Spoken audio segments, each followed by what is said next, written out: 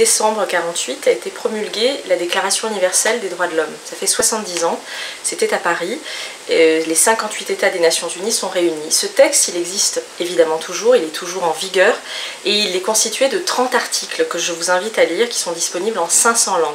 30 articles qui se lisent rapidement et qui évidemment promulguent dans le droit international les libertés fondamentales, les libertés des individus, quels qu'ils soient, quelles que soient leurs origines, l'endroit d'où ils viennent, l'endroit où ils sont nés, qui promulguent l'accès à l'éducation pour tous, qui promulguent la sûreté des personnes dans le monde, qui promulguent les protections sociales et tout un nombre assez important mais fondamentaux de droits qui aujourd'hui encore sont plus que jamais d'actualité.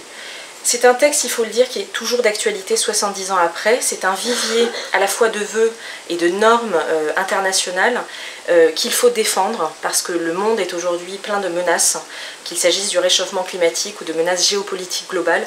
Donc c'est un texte que plus que jamais, qui plus que jamais peut nous inspirer et que l'on doit chérir et préserver dans nos actions quotidiennes en tant que citoyens du monde. Pour nous autres, au comité ONU Femmes France, c'est aussi un texte qui va nous permettre de promulguer l'égalité entre les hommes et les femmes, même s'il s'agit de la Déclaration universelle des droits de l'homme. C'est une déclaration qui est tournée vers les droits humains et donc vers l'égalité entre les hommes et les femmes.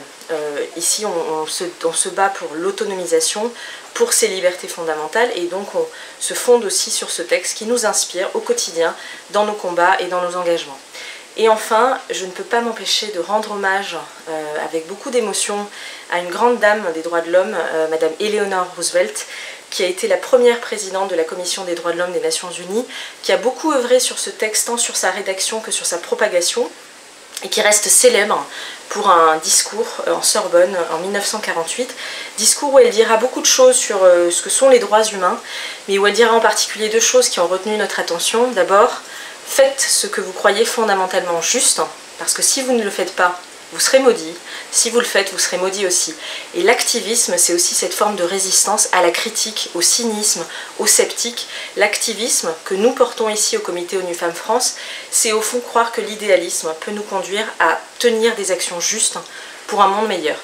Et elle a dit aussi, et j'espère que ça pourra inspirer les générations futures, le monde appartient à ceux qui croient à la beauté de leurs rêves. Le futur leur appartient. Et ça reste aussi une source d'inspiration majeure parce qu'avant d'agir et de changer le monde, d'avoir des résultats, il faut croire en un rêve et c'est ce rêve qui nous portera. Merci.